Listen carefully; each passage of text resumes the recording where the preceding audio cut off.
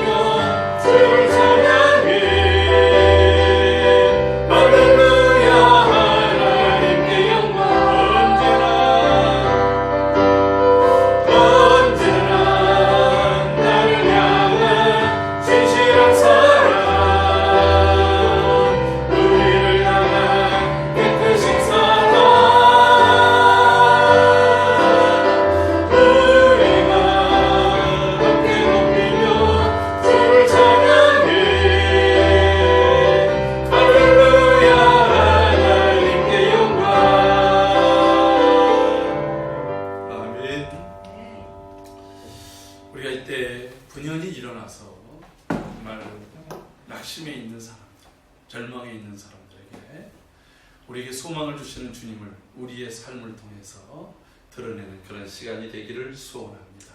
그러기 위해서 우리가 이 자리에 나왔습니다. 주께 엎드려 경배드립니다. 우리의 예배를 받아주옵소서.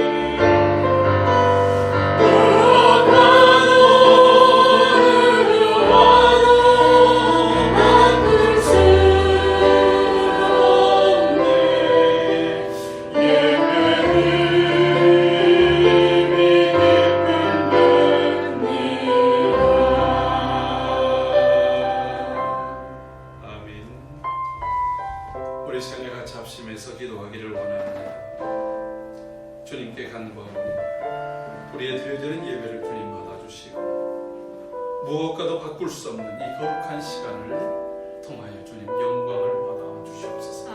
우리 다 같이 합심해서 기도합니다.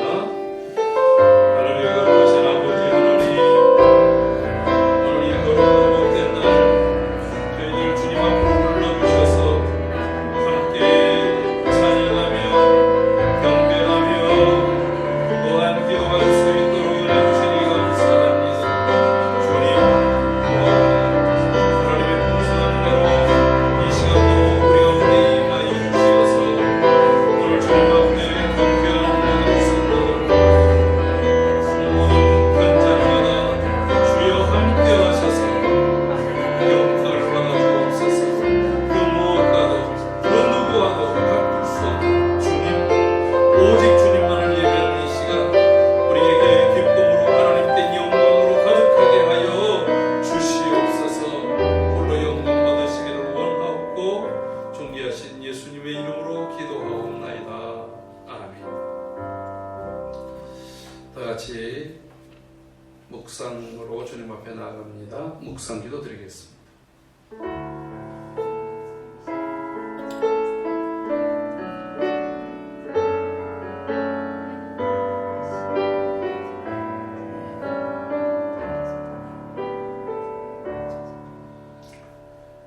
여호와여, 내가 주께 피하오니 내가 영원히 수치를 당하게 하지 마소서. 주의 의로 나를 건지시며 나를 풀어주시며 주의 길을 내게 기울이시사 나를 구원하소서. 저는 내가 항상 피하여 숨을 바위가 되소서. 주께서 나를 구원하라 명령하셨으니 이는 주께서 나의 반석이시요 나의 요새이심이니이다. 아멘.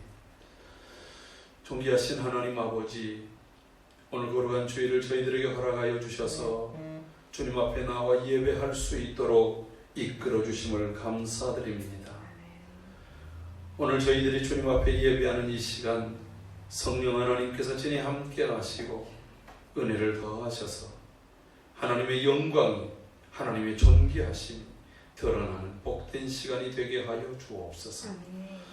이 시간 예배하는 모든 현장들, 주의 성도들이 있는 처소들마다 주께서 함께 하셔서 동일한 마음으로 하나님을 바라보며 믿음으로 예배할 수 있도록 이끌어 주옵소서. 흑암의 권세가 예배를 방해하지 못하게 하시고 오직 예배 속에 하나님의 영광과 우리 안에 무한한 기쁨이 가득하도록 역사해 주실 줄로 믿사옵고 존귀하신 예수님의 이름으로 기도하옵나이다. 아멘. 다 같이 찬송 27장 찬송을 드립니다.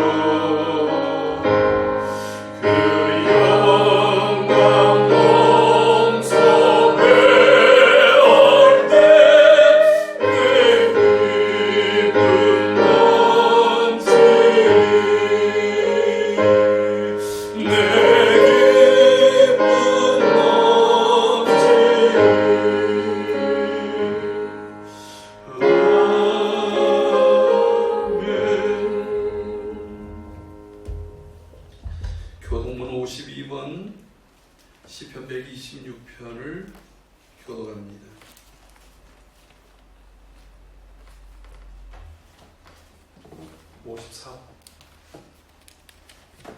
54번 시편 126편입니다.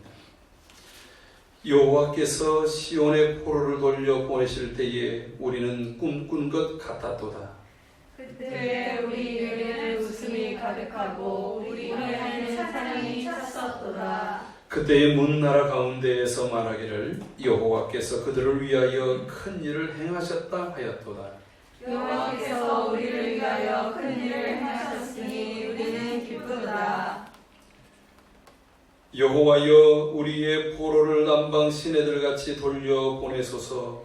눈물을 흘리며 씨를 뿌리는 자는 기쁨으로 거두리로다. 울며 씨를 뿌리러 나가는 자는 반드시 기쁨으로 그 곡식단을 가지고 돌아오리로다. 아멘. 다같이 사도신경으로 우리의 신앙을 고백합니다. 나는 전능하신 아버지 하나님 천지의 창조주를 믿습니다. 나는 그의 유일하신 아들 우리 주 예수 그리스도를 믿습니다.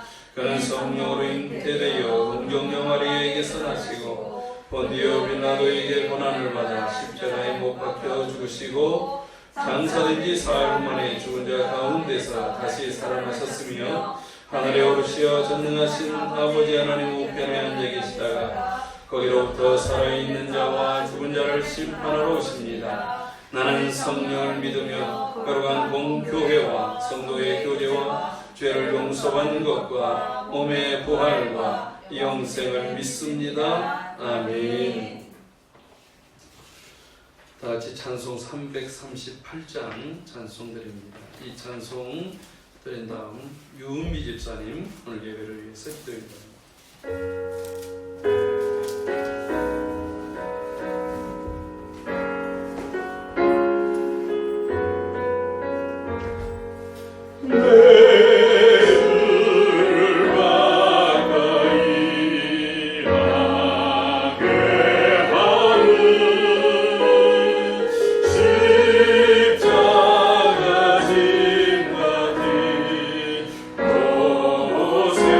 고생이라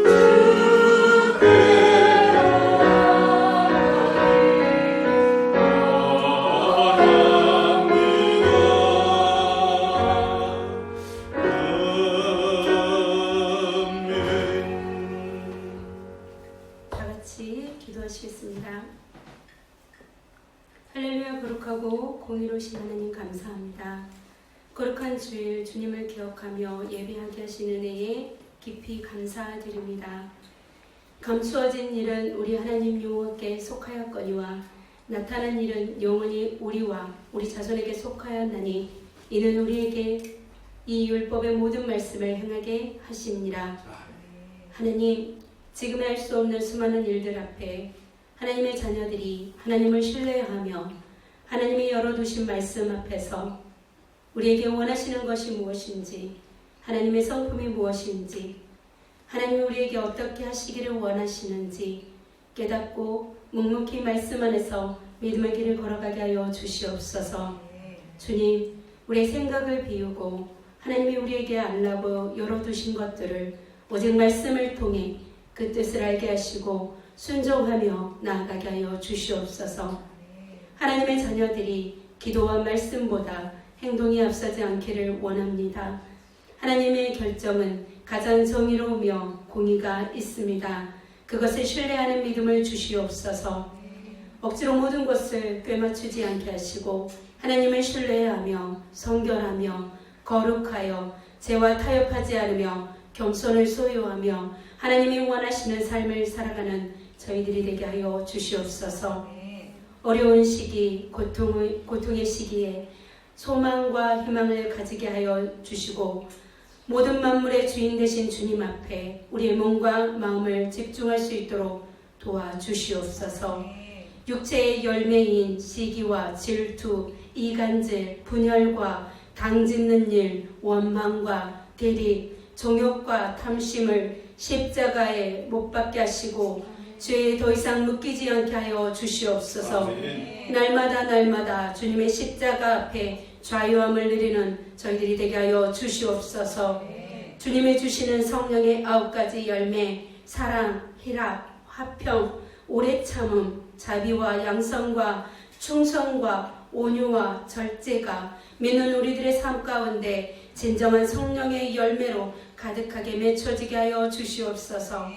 성령의 임재를 강력히 경험하게 하시고 오직 예수 그리스도의 복음 앞에서는 저희들이 되게 하여 주시옵소서.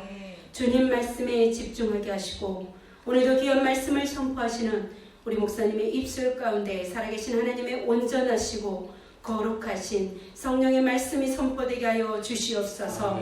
이 시간 거룩하신 우리 주 예수 그리스도 이름으로 기도하였습니다. 아멘.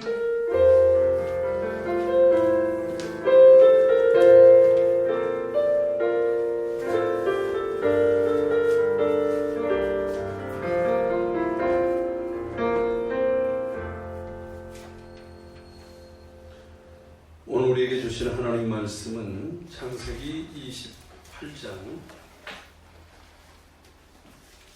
창세기 28장 10절부터 22절까지 말씀입니다.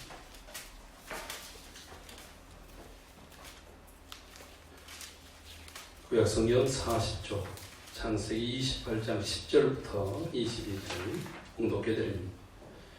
야곱이 부엘세바에서 떠나 하란으로 향하여 가더니 한 곳에 이르는 해가 진지라. 거기서 유숙하려고 그곳에 한 돌을 가져다가 베개로 삼고 거기 누워 자더니 꿈에 본즉 사닥다리가 땅 위에 서 있는데 그 꼭대기가 하늘에 닿았고 또 본즉 하나님의 사자들이 그 위에서 오르락내리락하고 또 본즉 여호와께서 그 위에 서서 이르시되 나는 여호와니 너의 조부 아브라함의 하나님이요 이삭의 하나님이라. 내가 누워있는 땅을 내가 너와 내 자손에게 주리니 내 자손이 땅의 티끌같이 되어 내가 서쪽과 동쪽과 북쪽과 남쪽으로 퍼져나갈지며 땅의 모든 족속이 너와 내 자손으로 말미암아 복을 받으리라. 내가 너와 함께 있어 내가 어디로 가든지 너를 지키며 너를 이끌어 이 땅으로 돌아오게 할지라. 내가 내게 허락한 것을 다 이루기까지 너를 떠나지 아니하리라 하신지라. 야곱이 잠이 깨어 이르되 여호와께서 과연 여기 계시거늘 내가 알지 못하였도다. 이에 두려워하여 이르되 두렵도다. 이곳이요 이것은 다름 아닌 하나님의 집이요 이는 하늘의 문이로다 하고 야곱이 아침에 일찍이 일어나 베개로 삼았던 돌을 가져다가 기둥으로 세우고 그 위에 기름을 붓고 그곳 이름을 베델이라 하였더라. 이 성의 옛 이름은 루스더라. 야곱이 서원하여 이르되 하나님이 나와 함께 계셔서 내가 가는 이 길에서 나를 지키시고 먹을 떡과 입을 옷을 주시어 내가 평안히 아버지 집으로 돌아가게 하시오면 여호와께서 나의 하나님이 되실 것이요 내가 기둥으로 세운 이 돌이 하나님의 집이 될 것이요 하나님께서 내게 주신 이 모든 것에서 10분의 1을 내가 반드시 하나님께 드리겠나이다 하였더라. 아멘. 오늘은 고운송 자매 플루스로 하나님께 영광 돌리겠습니다. 믿음과 삶과 아무것도 두려워하라.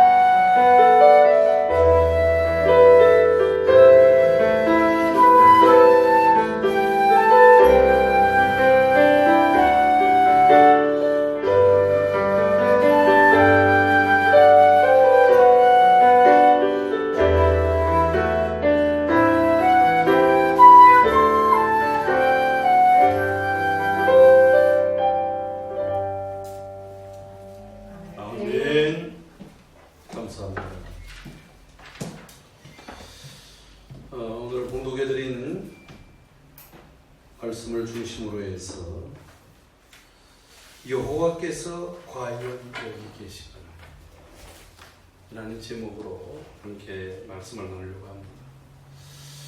우리 함께 인사 나누겠습니다. 샬롬, 주의 평강이 함께 하기를 바랍니다. 네, 온 식구들과 더불어서 함께 인사 나눠주시면 감사하겠습니다. 우리가 지난주에 말씀을 통해서 참 이렇게 굉장히 길어지는 코로나19 전국, 이것을 어떻게 볼 것인가. 마치 하나님께서 우리를 고난의 학교에 입학시켜놓은 그런 상황으로 이해하고 말씀을 드렸습니다. 왜 하나님께서 우리를 고난의 학교에다가 집어넣으셨을까? 야고보 선생은 하나님께서는 모든 고난, 고통에는 뜻이 있는데 그 뜻이 무엇이냐면 우리를 온전한 사람으로 만들기 위해서 하나님이 고난의 학교에 집어넣는다. 그래서 고난의 학교에 들어가는 사람은 우리가 배워야 될 것이 이게 힘들어, 어려워, 그래가지고서 그냥 원망하고 불평하고 짜증내고 막 좌절하고 낙심할 것이 아니라 하나님이 우리를 온전케 할 것을 생각하면서 기쁨으로, 이양 받을 것 기쁨으로, 그래 한번 해보자, 내가 이 다음에 바꿔진다면 어떻게 바뀌어질까, 나를 한번 증명해보자 하는 그런 이 자세로 전환하는 것이 굉장히 중요하다고 하는 것을 말씀을 드렸습니다.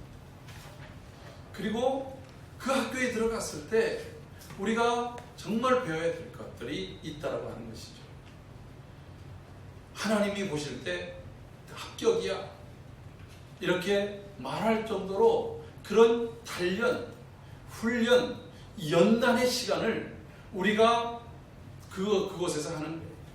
그래서 그것을 온전히 이루어갈 수 있도록 그 일을 위해서 인내도 하고, 그 일을 위해서 우리가 지혜가 모자랄 때는 기도도 하고, 하나님이 그 일들을 반드시 이루어갈 줄로 믿습니다.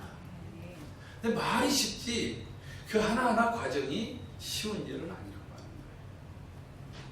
하나님이 어떻게 우리를 그렇게 온전한 사람으로 만들어갈 것인가?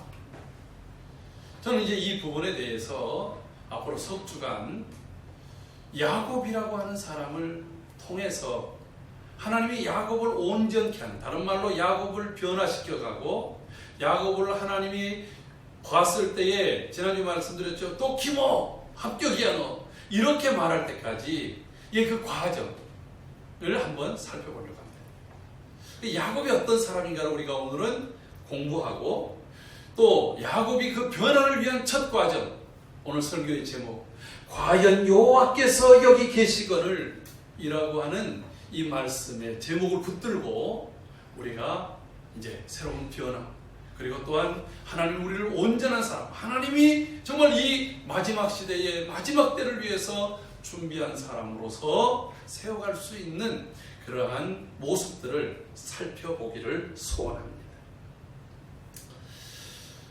여러분, 성경에는 정확하게 나와 있지 않습니다만 제가 여러분들에게 한번 퀴즈를 내도록 하겠습니다. 오늘 이 창세기 28장은 야곱이 자기 아버지의 집 브엘세바를 떠나서 하란으로 가고 있습니다. 메소포타미아 지역 하란. 그러니까 이 거리가 직선 거리로 무려 800km가 넘는 그런 곳이라고 합니다. 이런 곳을 향해서 가고 있어요. 가는데 두 가지 이유가 있습니다. 이미 우리가 잘 알고 있습니다만, 하나는 야곱이 에서와의 갈등으로 인해서 에서가 이렇게 마음에 작심을 했어요. 아버지가 이제 늙어서 곧 곡할 때가 됐으니까 더 내가 그때 좀 기다렸다가 너를 죽이고 말겠다. 집안에 형제가 달랑 둘밖에 없는데 둘 다 이렇게 생긴 거예요, 자식을. 그래서 급하게 야곱을 형의 분노가 좀 끊길 때까지 너 외삼촌 집에 가 있어라. 근데 그 거리가 800km가 넘는 거리. 또 하나는 에서가 가나안 지역에 있는 그 사람들의 두 여인을 아내로 이때 삼았는데 이 며느리들이 가난한 사람들의 그 문화, 타락하고 음란하고 우상 숭배 문화에 있는 그 모습의 며느리들을 보니까 이삭과 리브가가 마음에 편치 않았어요. 그러니까 이 양 떠나보내면서 너 갈 때 그곳 너 삼촌 집에 가서 삼촌의 딸 중에서 택해서 아내를 삼아라. 이래서 이제 결혼하라고 이제 보낸 거예요. 근데 여러분 이때 야곱은 몇 살이나 됐을까요? 아버지의 집에서 삼촌의 집으로 갈 때 총각인 이 야곱은 몇 살이나 됐을까요? 여러분 한번 여러분들 생각해 보세요. 한 30대일까요? 40대? 50대? 여러분 같으면 어느 정도로 생각하게 되겠습니까? 성경은 몇 살에 떠났다는 말은 정확하게 없지만 우리가 이 야곱이 자기 삼촌집 라반의 집에서 20년 동안을 살았다라고 하는 성경의 기록을 근간으로 해서 살펴보면 나중에 야곱이 애굽의 총리가 된 요셉을 만날 때의 나이가 130세였습니다.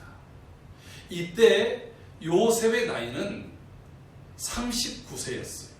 30세의 총리가 되고 7년 풍년을 지냈고 그리고 2년 흉년 때에 형제들을 만나서 그 해에 왔다 갔다 아버지까지 모시고 왔으니까 39세 정도 됐어요. 그러면 야곱하고 요셉의 나이가 90세에서 91세 차이예요. 그러니까 91세에 낳았다는 얘기예요. 요셉이 낳고 나서 얼마 안 있다가 아버지 집 이삭을 향해서 가나안으로 다시 돌아오기 때문에 그러면 약 그 91세에서 92세 정도에 이 야곱이 자기 삼촌의 집에서 떠났다는 거예요. 그러면 그것을 20년 전으로 돌아가면 약 70세 전후로 해서 이제 떠났다라고 하는 것을 생각해 볼 수 있겠죠. 여러분, 야곱의 나이가 결코 적은 나이에 떠난 것이 아니라고 하는 거예요. 또 이 이야기는 야곱이 147세를 삽니다. 그러면 지금보다는 더 오래 살았지만 야곱의 인생으로 본다면 야곱의 인생의 절반 정도 됐던 시대에 떠난 거예요. 우리가 지금 100세 시대라고 한다면 최소한 45세에서 50세 정도에 되는 나이대까지 결혼도 않고 집에서 그냥 있었던 거예요. 아버지는 이런 야곱보다는 활동적이었던 에서를 더 좋아했습니다. 에서가 사냥해온 고기를 아버지는 즐겨 먹었습니다.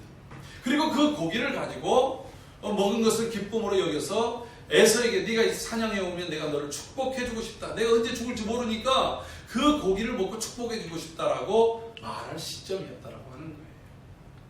제가 먼저 이 이야기를 하는 이유는 야곱이 어떤 사람인가 하는 것을 오늘 우리가 깊이 생각해 볼 필요가 있다는 거예요. 우리는 믿음의 조상하면 아브라함, 이삭, 야곱을 얘기합니다.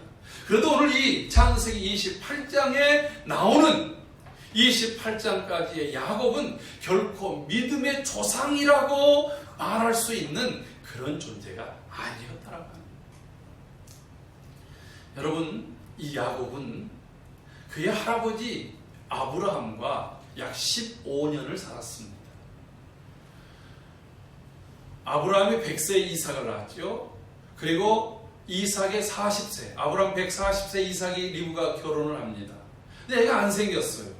그래서 두 부부가 간절히 기도했더니 하나님께서 이삭 60세에 에서와 야곱이 쌍둥이로 태어납니다.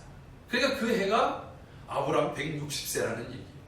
아브라함이 175세에 죽었으니까 15년 동안을 할아버지와 같이 살았어요. 할아버지는 드디어 내 아들 이삭이 결혼을 해서 자녀까지 낳았구나. 하나님이 나를 이 하란에서 부르셔서 이곳까지 옮기면서 약속했던 그 비전이 이 이삭 자신도 아이를 못 낳아서 그렇게 오랫동안 전전긍긍했는데 20년 만에 자기가 죽기 전에 손주들을 봤으니 얼마나 행복했겠어요. 그래서 아브라함은 제가 모르긴 해도 자기의 힘이 다하는 날까지 하나님이 나를 어떻게 부르셨고 하나님이 나를 어떻게 인도했고 내 인생에서 여러 위기들을 사라를 빼앗길 뻔했던 얘기, 그 다음에 또 이삭을 낳을 때 이야기, 소돔과 고모라의 이야기, 이런 여러 이야기들을 반복적으로 얘기하지 않았겠습니까? 왜요? 노인이니까 반복해서 계속해서 테이프 틀어놓은 것처럼 이 말씀을 했을 거예요. 그 다음 또 하나는 이것이 아브라함은 믿음으로 하나님의 부르심을 받아서 말씀을 쫓아왔고 지금까지 믿음으로 그 믿음 붙들고 살고 있는 것 아니겠어요? 그렇다고 한다면 이 믿음이 이삭에게도 그리고 이 손자들 에서와 야곱에게도 계속해서 이어지도록 얼마나 얘기를 했겠습니까? 그런데 어느 순간에 보니까 에서는 할아버지 얘기가 지겨운 거예요. 에서는 활동적인 사람입니다. 가만히 있지를 못해요. 나가서 그냥 들나귀처럼 뛰어다니면서 사냥을 하는 것이 더 즐거운 거예요. 그래서 에서는 중간에 이렇게 나가버린 거예요. 왜 그러냐면 에서가 자신이 첫째로 태어나서 장자에게 주어지는 장자권의 가치가 얼마나 소중한 것을 알지 못했어요. 우리가 이 팥죽 사건을 잘 알지 않습니까? 팥죽 사건이 이 에서와 야곱이 몇 살 때 일어난지 성경에 나와 있질 않아요. 그러나 팥죽 사건 이후에 에서가 가나안 여인들을 2명의 여인을 아내로 삼는데 그때가 40세라고 성경에 나와 있어요. 그러니까 40 훨씬 이전에 그것이 10대일지 20대일지 아니면 30대일지 알지는 못하지만 어쨌든 에서가 결혼하기 훨씬 이전에 그 일들이 이루어졌어요. 근데 그때 자신이 한창 사냥을 하고 와서 배가 고픈데 맛있는 냄새가 나는 거예요. 아, 붉게 저기 끓이고 있는 저 죽을 나에게 좀 먹게 해라. 그러니까 야곱이 그때 이렇게 말합니다. 형님, 이거 그냥 줄 수 없어요. 아, 내가 아무것도 없는데 어떻게 한단 말이냐? 형의 그럼 장자권을 나한테 파세요. 나한테 형님 한번 불러봐요. 그러니까 배가 고프니까 형, 그러고서 이제 먹은 거예요. 근데 이것을 모세는 뭐라고 기록하냐면 에서가 장자권을 소홀히 여겼더라라고 해요. 그래서 소홀히 여겼다는 말이 무엇이겠습니까? 아브라함에게서 이삭으로 이어지고 이삭의 첫째 아들인 에서에게로 이어져야 될 그 하나님의 약속과 하나님의 그 언약이 에서에게는 별로 깊이 받아들이지 않아요. 그 이야기는 아브라함이 이야기했을 때 그 이야기를 깊이 받아들이지 않았다는 얘기 아니겠습니까? 그래서 에서는 여기서부터 장자 하나님의 역사의 주역에서 떨궈져 나갑니다. 이것이 개인적인 구원과는 상관없을지는 몰라도 하나님의 사랑으로 하나님의 뜻을 이루어가는 데 있어서는 에서는 거기에 합당하지 못했던 거예요. 그러나 야곱은 어쨌든 아브라함과 이삭에게 이어졌던 그것이 그 축복이 과연 무엇인지 야곱은 온전히 깨닫지 못했어요. 왜? 오늘 본문까지 야곱은 하나님을 만나지 못했다. 믿음은 있는 것처럼 보이지만 믿음 없는 믿음인 거예요. 아버지의 이야기를 믿고 할아버지의 이야기를 믿는데 진정한 믿음의 대상인 믿음의 주요 또 온전케 신인 예수, 우리 하나님, 그 하나님을 만나지 못한 야곱의 모습을 생각해 보라는 것입니다. 야곱은 하나님을 알지 못했기 때문에 그는 뱃속에서부터 형의 팔꿈치를 잡은 자, 남이 잘 되는 것을 발목 잡는 자의 모습으로 태어났고 그런 삶을 살았어요. 형이 장자권을 가지고 있는 것을 그는 견디지 못했어요. 그래서 형의 성격을 알아서 형이 먹기를 좋아하는 그 성격을 이용해서 장자권을 그 팥죽 한 그릇으로 산 것 아니겠습니까? 어느 날 아버지가 에서를 부릅니다. 네가 사냥해온 고기를 먹고 내가 너를 축복하겠다. 이때가 몇 살이라고요? 약 70세예요. 여러분 70세면 이삭의 나이가 몇 살입니까? 60세에 났으니까 130세 정도 된 거예요. 그러니까 나이가 굉장히 많이 찬 것은 사실입니다. 눈도 어둡습니다. 자신이 생각할 때 언제 내가 죽을지 모르겠는 거예요. 근데요 여러분, 이 이삭은 이후에도 50년을 더 살아서 180세에 세상을 떠나게 된다는 거예요. 근데 이 이삭이 눈이 어두워지면서 판단력도 흐려졌어요. 왜냐하면 장자 에서에게 자신이 네가 사냥용 고기를 먹고 내가 너에게 축복을 하겠노라 라고 말했어요. 근데 여러분, 하나님께서는 리브가가 임신해서 뱃속에서부터 막 그냥 애들이 발길질을 너무 심하는데 산모가 너무 고통스러워서 하나님께 기도했습니다. 그랬더니 하나님께서 말씀하셨어요. 내 복 중에서 두 민족이 다툰다는 거예요. 그리고 큰 자가 작은 자를 섬길 것이다. 먼저 난 자, 형이 아우를 섬길 것이다 라고 하면서 하나님께서 아브라함과 이삭에게로 이어졌던 그 약속이 둘째 아들에게를 통해서 이루어질 것을 이야기를 했다라고 하는 거예요. 그 이야기를 이삭과 리브가가 기도할 때에 하나님께서 그들에게 약속하시고 응답했던 말씀이에요. 근데 이삭은 그걸 잊어버리고 말았어요. 그냥 평상시 상식처럼 장자에게 나의 모든 축복권을 주리라 라고 하는 생각을 가졌던 거예요. 여러분, 여기부터 이삭이 판단력이 흐려졌던 것입니다. 근데 리브가가 그 이야기를 듣고 꾀를 내요. 여러분, 그래서 야곱에게 아버지를 속이게 하고 형도 속이게 하고 자신도 속이게 해서 여러 짐승의 털로 몸을 두리고 에서인 것처럼 속여서 자신이 만든 남편이 가장 좋아하는 별미를 만들어서 야곱으로 하여금 아버지에게 갖다 드리게 합니다. 여러분, 이삭이 야곱이 그 음식을 가져올 때 이상했어요.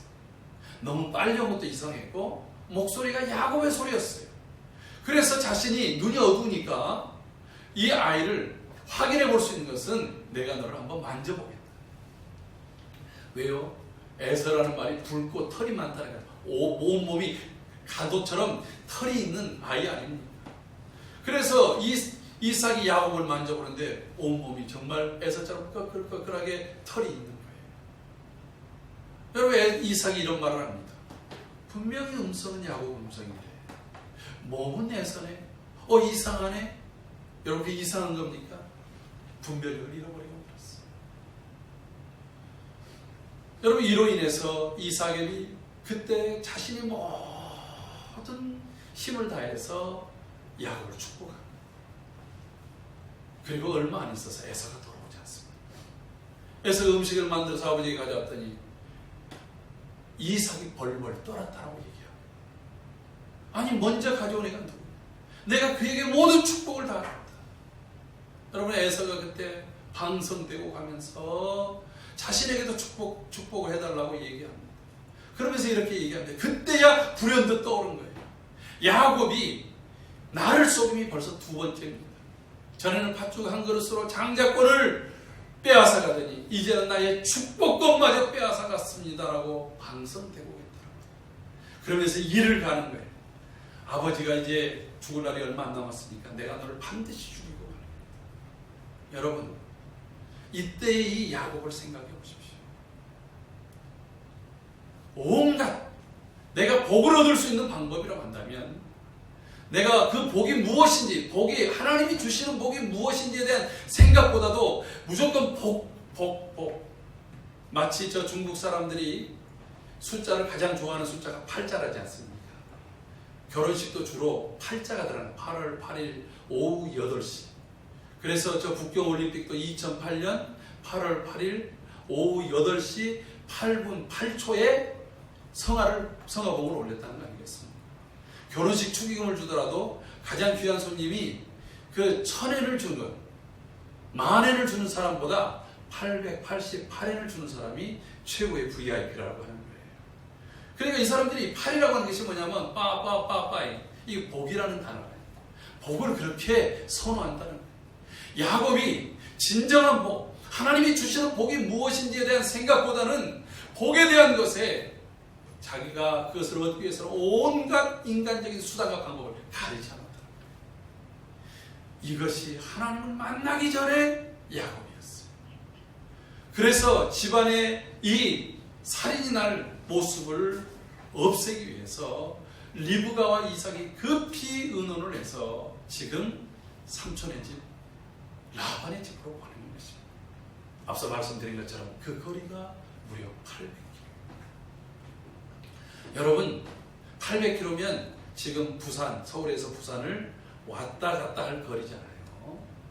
그런데 이 거리를 산을 넘고 물을 건너야 해요. 그 다음에 그때는 쉽게 사람들이 이동을 잘 하지 않을 때, 이동을 하더라도 집단적으로 부족별로 이동을 하지 개인적으로 이동을 하는 것은 내가 어떤 강도를 만들지, 어떤 위험을 당할지 모르는 도망자로서 떠나야 됐습니다. 급하게 떠납니다.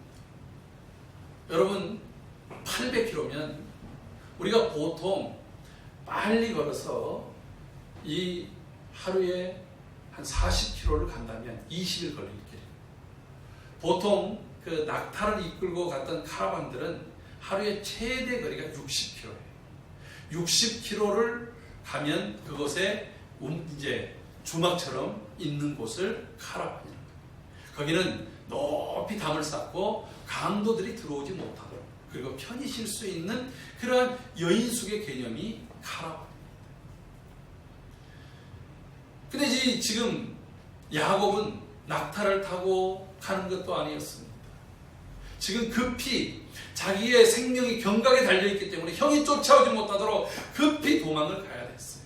그리고 첫날 갔던 곳이 어디냐면 오늘 본문에 나와 있는 베델이라는 곳이, 이 한 곳에 왔는데 이 브엘세바에서 베델까지의 거리가 약 90km 거리입니다. 그렇다면 우리 한번 생각해 봅시다.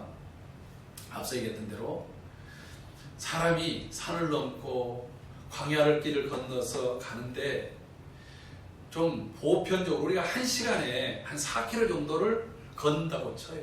보통 걸음으로 치면. 그러면 20시간을 걸어야 80km 아니겠어요? 그러니까 90km를 간다는 얘기는 최소한 22시간, 22시간 정도를 이상을 걸었다는 얘기 아니겠어요? 하루 종일 걸었다는 얘기일 거예요. 그런데 그가 저녁 무렵이 됐다라고 하는 얘기를 보면 얼마나 급하게 갔느냐. 어쨌든 형의 눈에 띄지 않도록 발에다가 모터 달리듯이 아주 빠른 속도로 뛰든지 달리든지 걷든지 해서 지금 베델까지 갔다는 얘기예요. 그가 얼마나 위급하고 그리고 마음이 급했던가 하는 것을 이 거리를 보더라도 알 수가 있습니다. 그래서 피곤함에 지쳐서 그 자리에서 풀썩 누워서 자기가 가지고 있는 것을 가지고 덮고 그 주변에 있는 돌을 베게 해서 잠을 청해야 되는 야곱을 한번 생각해 보십시오. 오늘 이 야곱의 모습이 우리의 모습 아닙니까? 아까 찬송가 338장 2절에서 그 돌베개 베고자 한 야곱이 마치 우리 인생 같지 않습니까? 내가 한번 잘 살아보려고, 부유하게 살고 많은 것 얻고 살고 그렇게 살려고 악착같이 앞뒤 좌우도 안 보고 남도 돌아보지도 않고 온갖 수단과 방법을 다 가지고서 행하면서 악착같이 살았어요. 한국교회도 부흥이라고 하는, 처음에는 영혼 구원이라고 하는 것이 최고의 가치였던 것이 나중에는 영혼 구원이 아니라 교회 성장, 교회가 양쪽으로 늘어나는 것, 교회가 땅이 사고 교회가 건물이 커지고 많은 사람들이 있고 거기에는 많은 물질이 있는 것이 최고의 복이냐, 그렇게 살았던 것이 우리의 모습 아니었습니까? 강단이 거룩해지기보다는 교회에 사람을 많이 모을 수 있는 사람이라면 그가 누구든지 검증도 안 해보고 강단에 세웠다가 그들이 오히려 타락하고 그들이 오히려 사회에 무리를 일으킨 일들이 얼마나 많았습니까? 여러분, 오늘 이 야곱의 모습, 그런데 28절까지의 모습을 보면 개인적으로 에서나 야곱이 하나님과 만났다는 얘기가 한 번도 없어요. 그저 할아버지를 통해서 들었을 수 있어요. 아버지를 통해서 볼 수는 있어요. 그러나 그 하나님이 나의 하나님, 아브라함의 하나님, 이삭의 하나님이 될 수 있을지언정 내가 만난 나의 하나님이 되지 않는다면, 살아계신 나의 하나님이 되지 않는다고 한다면, 여러분, 우리의 인생은 온갖 수단과 방법을 가리지 않고 살다가 마치 아버지의 집에서 쫓겨나서 홀로 혈혈단신 도주해야 되는, 그래서 외로이 광야에서 홀로 잠을 청해 드는 야곱의 모습과 별반 차이가 없다라고 하는 것입니다. 야곱이 누웠던 이곳, 그 뒷날 베델이라고 말하는 이곳을 원래 이름은 루스입니다. 우리가 잘 아는 대로 벳엘이라는 것은 집이에요. 벳이. 그래서 베들레헴 할 때 벳, 이거는 집이에요. 레헴 떡이에요. 떡집이다 이렇게 얘기하죠. 벳엘은 집과 엘, 하나님의 앞에서요. 하나님의 집이다. 하나님의 전이다. 이렇게 말하는 곳입니다. 그런데 그 전에는 그곳이 어떤 곳이냐? 루스예요. 광야길을 가는데 그곳에 편도나무, 성경에서 보면 우리 살구나무라고 불려지는 것이 원래는 아몬드 나무라고 합니다. 아몬드 나무가 곳곳에 있었던 그런 광야였습니다. 아무래도 제가 볼 때는 이 야곱이 아몬드 나무 그늘 아래서 거기서 자기의 겉옷을 덮고 그리고 돌을 베게 해서 거기서 새우잠처럼 웅크려서 잠을 자고 있어요. 왜입니까? 이 루스라는 다른 말은 또 굽었다. 이게 골짝 펴진 것이 아니라 새우처럼 이렇게 등꼬가리듯이 굽어 있는 곳이. 또 다른 곳의 뜻을 찾아봤더니 광야에서 길을 잃었다라고 합니다. 방황하는 사람, 길 잃어버린 사람, 어디로 가야 될지 내 인생의 미래와 앞날을 도저히 예측하지 못하는 그런 삶의 모습. 근데 나이가 몇 살이라고요? 70의 나이. 중년의 나이입니다. 정말 하늘의 뜻을 쫓아서 살아야 될 때까지 가정의 안정도 이루지 못했습니다. 갈 길을 알지 못했습니다. 하나님을 만나지도 못했습니다. 온갖 욕심만 부리다가 집에서 쫓겨나야 되는 그런 비참한 모습이 오늘 이 루스에서 잠들어 있는 야곱의 모습입니다. 하나님을 만나지 못한 인생, 방황하는 인생, 쪼그라들어서 자고 있는 인생, 두려움과 외로움 속에 있었던 인생이 바로 야곱 아닙니까?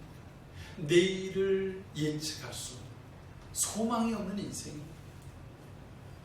그런 야곱에게 그 밤에 하나님이 찾아오셨습니다. 할렐루야. 야곱이 밤중에 꿈을 꾸는데 사닥다리가 내립니다. 사닥다리가 땅에서부터 하늘 끝에 닿았는데 그 위에서 천사들이 오르락 내리락. 여러분 그 영광, 그 광경을 한번 보세요.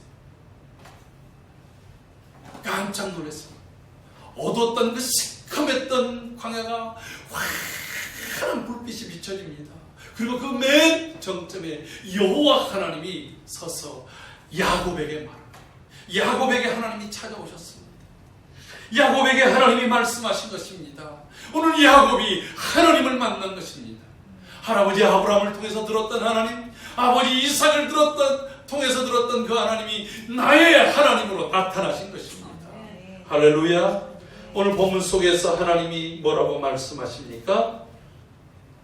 13절부터 보니까 여호와께서 그 위에 서서 이르시되 나는 여호와니 너의 조부 아브라함의 하나님이요 이삭의 하나님이라. 내가 누워있는 땅을 내가 너와 내 자손에게 주리라. 첫째 이렇게 약속해요. 내가 이 땅, 너 누워있는 곳, 이 광야 길을 잃고 앞길이 보이지 않는 그 삶에 너에게 이 땅을 너와 내 자손에게 주겠다. 아직 난 장가도 안 갔는데 가정을 이루지 못했는데 여러분 이 이야기 속에 미래가 확 펴져있는 거 아니겠어요? 나 결혼할 수 있겠네, 내가 자손이 생기겠네, 그리고 내 자손들에게 이 땅을 주시겠다고 하나님이 약속하시네. 하나님을 만났어. 내 자손이 이 땅에 티끌같이 되어 내가 서쪽과 동쪽과 북쪽과 남쪽으로 퍼져나갈지니 땅의 모든 족속이 너와 내 자손으로 말미암아 복을 받으리라. 아브라함에게도 약속했던 건 너와 내 자손으로 말미암아 복을 받으리라. 여러분 나는 지금까지 남의 발목만 잡는 사람이었어요. 남이 잘 되는 것을 막았던 사람이에요. 나도 잘 되지 못했어요. 그런데 하나님이 내가 너와 내 자손으로 말미암아 땅의 모든 족속이 복을 받으리라. 할렐루야. 여러분 지금 형에게도, 가장 가까운 형에게도 인정받지 못한 사람입니다. 집안에서도 있었다가는 집안의 분란의 원인이 됐습니다. 그런 야곱, 다른 사람들에게는 별로 존재감도 없어요. 왜? 장막에만 갇혀 있었던 사람이기에. 그러면서 하나님께서 이것을 이루기 위해서 세 가지의 약속을 더해 주셔요. 첫째는 내가 너와 함께 있어 어디로 가든지 너를 지키며 너를 이끌어 이 땅으로 돌아오게 할 것이다. 내가 내게 허락한 것이 다 이루기까지 너를 떠나지 않겠다. 여러분, 이게 하나님의 세 가지 약속이에요. 내가 어디로 가든지 너를 지킨다. 할렐루야. 하나님이 함께 있어서 너를 지킨다. 너와 함께 있겠다. 첫째, 내가 어디로 가든지 너를 지켜주겠다. 그리고 중요한 건 내가 다시 반드시 돌아온다.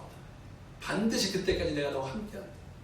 여러분, 이 말씀을 야곱이 받았어요. 여러분, 야곱이 경험했던 것, 천사들이 사닥다리로 오르락 내려간 것, 그것은 깜짝 놀랄 만한 일이었어요. 그것보다 더 중요한 것은 그 가운데 계시는 하나님을 만난 것입니다. 할렐루야. 그리고 그 하나님이 내가 너를 택했다. 하나님의 주권적 선택. 야곱이 잘난 것 있어요? 여전히 발목 잡았고요. 여전히 거짓말했고요. 여전히 남을 속였고요. 나무의 밥상을 뒤엎은 사람 아닙니까? 그런 야곱을 하나님께서 주권적으로 선택해 주셨다고 하는 거예요. 오늘 이것이 우리에게 은혜입니다. 하나님이 저와 여러분들을 주권적으로 선택해 주신 줄로 믿습니다. 우리가 야곱과 같은 그런 성질, 성격 그런 거 다 가지고 있잖아요. 그런데 하나님이 그런 나를 택해 주신 것, 이것이 놀라운 일이었어요. 야곱은 그저 살기 위해서, 그저 내가 뭔가의 복을 얻기 위해서 온갖 수단과 방법을 가렸잖아요. 그런데 이 야곱이 바뀌기를 시작합니다. 어떻게 바뀝니까? 우리 한번 같이 찾아보겠습니다. 16절 말씀, 16절 17절 우리 같이 함께 읽어봅니다. 야곱이 잠이 깨어 이르되 여호와께서 과연 여기 계시거늘 내가 알지 못하였도다. 이에 두려워하여 이르되 두렵도다. 이곳이여 이것은 다름 아닌 하나님의 집이요 이는 하늘의 문이로다 하고. 아멘. 야곱이 한 가지 바뀐 게 있어요. 자기는 이곳에서 첫날 밤을 지샐 때 여기까지 올 때도 얼마나 두려움과 떨림으로 왔겠어요. 그래서 걸음아 나를 살려라 하는 속도로 그 90km가 되는 그 베델까지를 단걸음에 숨쉬지도 않고 온 것 아니겠습니까? 여러분, 사람이 하루에 90km 간 것은요, 우리나라 빨치산들이 그 산을 타고 도주를 할 때 보통 사람들 아까도 얘기했잖아요. 60km 이상을 가기가 어려워요. 40km 이거 뭐 정도 가면 많이 가는 거거든요. 그런데 그것을 90km를 갔다라고 하는 것은 죽기 살기로 도주해야 갈 수 있는 거리입니다. 말 탄 것도 아니지 않습니까? 얼마나 두려움이 가득 찼겠어요. 그리고 그 밤에 그 광야에서 온갖 광야에 그 흘러가는 그 바람 소리가 정말 마음을 쾌하게 하지 않겠습니까? 어디선가 멀리서 울려오는 맹수의 울음소리가 그의 간담을 서늘하게 하지 않았겠습니까?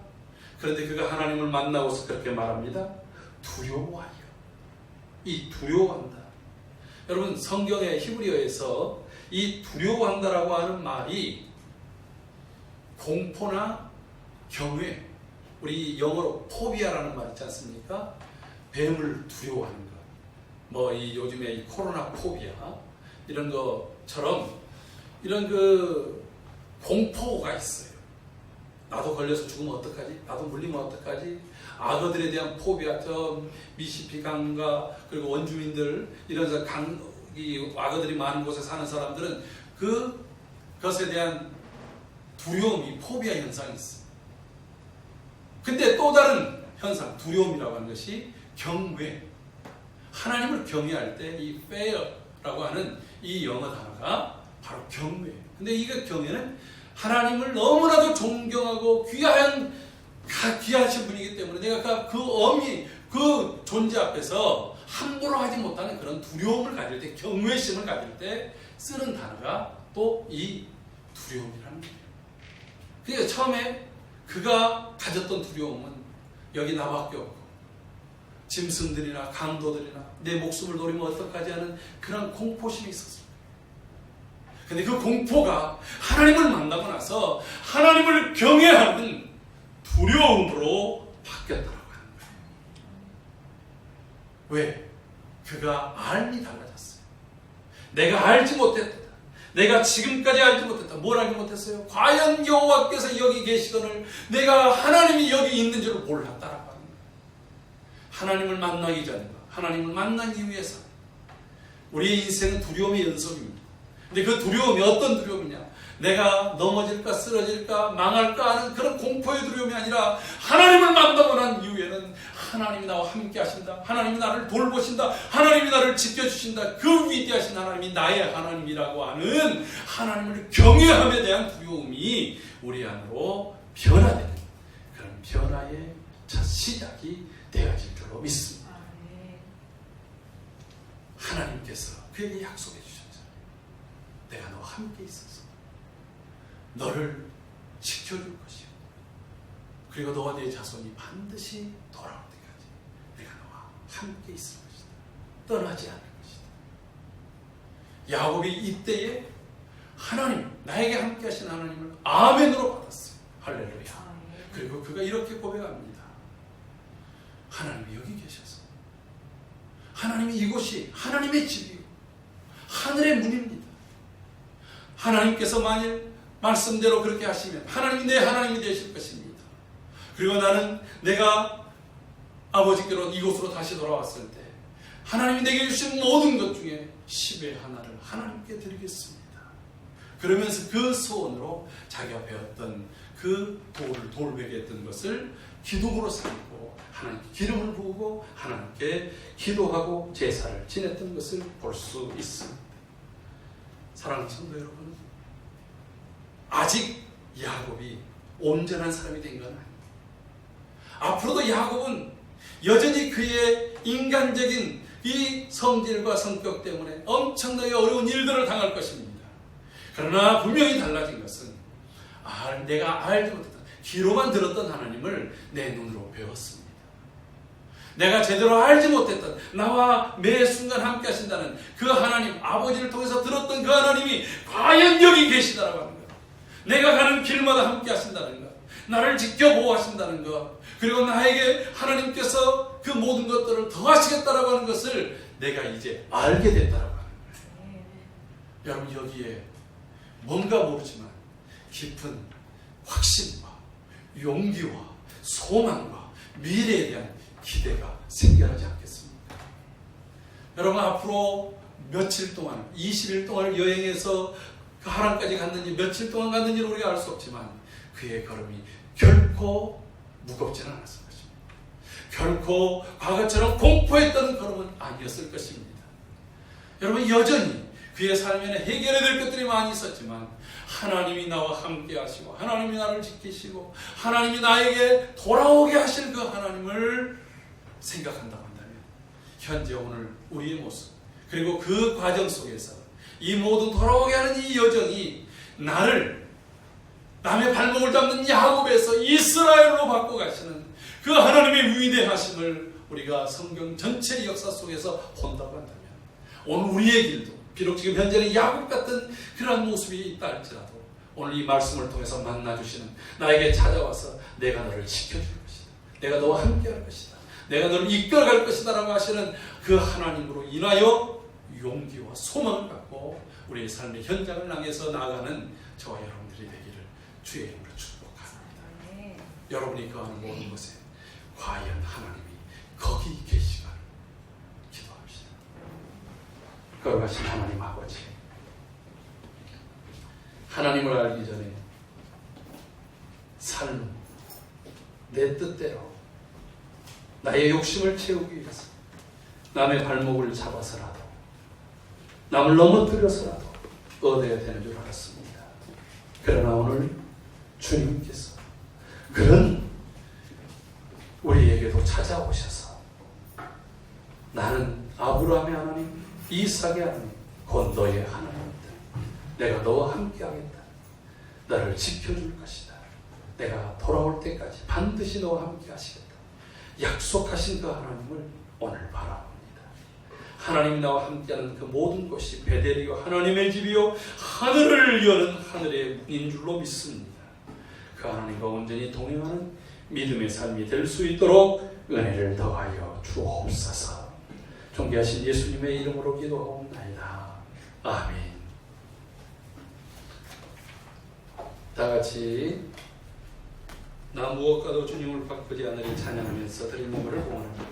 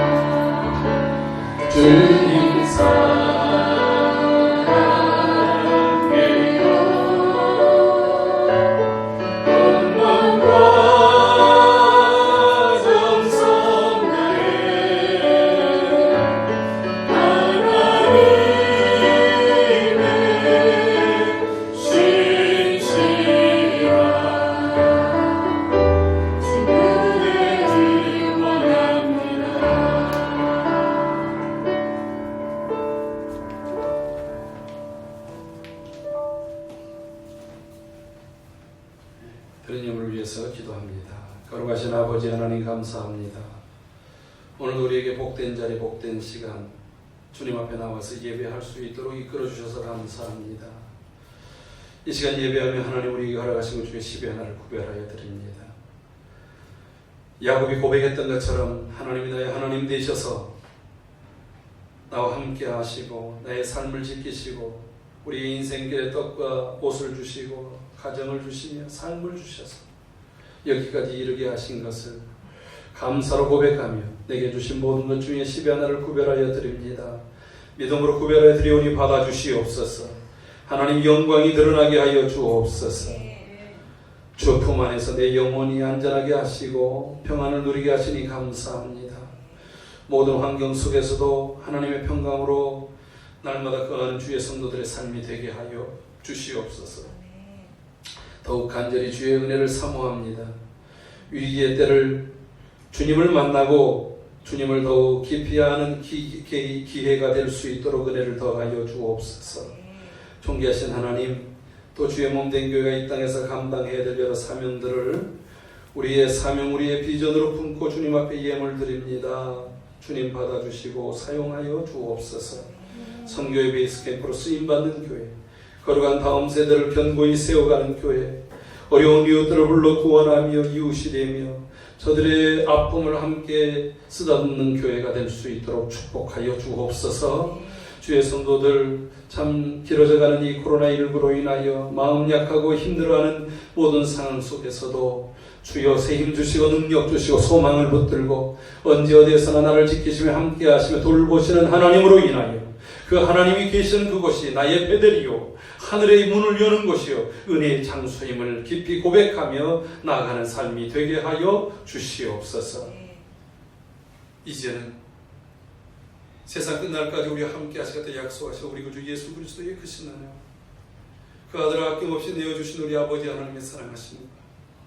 우리 속에 친히 함께 하시고 우리 격려하시고 위로하시고 역사하시는 성령 하나님 감화 감동 교통 충만 역사하심이 과연 하나님 여기 계십니다라고 이제 고백하며 내가 거하는 모든 곳에서 하나님께 영광을 돌리며 살아가기를 결단하는 주의 거룩한 성도들 머리머리 저들의 가정과 삶의 모든 터전으로 주님 몸된 교회와 이 나라 이 민족 속에 그리고 주의 복음이 증거되는 선교 현장 가운데 이제로부터 영원토록 함께 있을지어다. 아멘.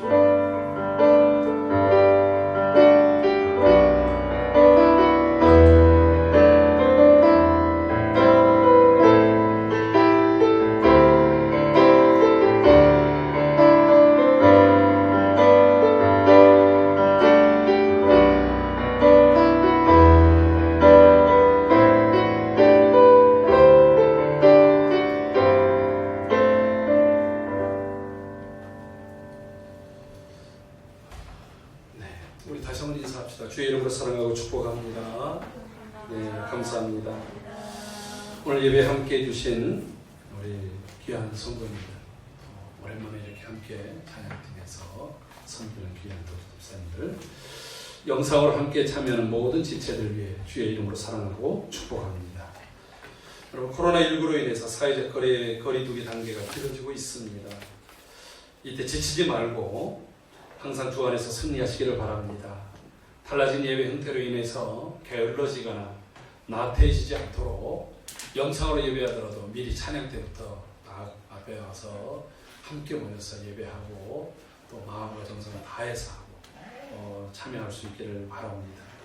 어떤 장로님이 글을 올렸더라고요. 처음에 코로나19 돼서 이 비대면 예배를 드려야 될 때 양복 잘 입고 식구들도 다 해서 이렇게 거실에 앉아가지고 또 성경책 다 꺼내놓고 헌금도 꺼내놓고 일어서라면 일어서고 앉으라면 앉고 그렇게 했는데 한 몇 주가 지나갔더니 이 넥타이가 이렇게 풀려지더래요. 그냥 어느 날 넥타이를 안고 있더래요. 그러고서 어느 날 봤더니 양말도 안 신고 있더래요. 그러면서 자신을 회개하는 글을 올린 것을 봤습니다. 우리가 이렇게 안주하다 보면 해이해질 수 있거든요. 여러분, 정말 이때 더 우리의 믿음의 옷깃을 여밀 수 있기를 바랍니다. 9월은 영적 성숙의 달입니다. 앞으로 이제 9월달 동안 말씀 속에서 이 야곱이라는 사람이 어떻게 이 미숙함에서부터 성숙함으로 바뀌어져 가는가, 미숙할 때 어떤 일들이 생겨나는가 하는 것들을 우리가 살펴볼 텐데 우리가 더 성숙한 그런 시간들이 되기를 바라겠습니다. 이번 주간에는 우리 지성광 형제의 생일이 있습니다. 9월 15일 진심으로 주 안에서 축복하고 또 하나님께서 함께 하시고 빨리 또 대면에서 예배할 때 기쁨으로 축하해주고 싶습니다. 진심으로 축하드립니다. 우리 서로 축복합시다.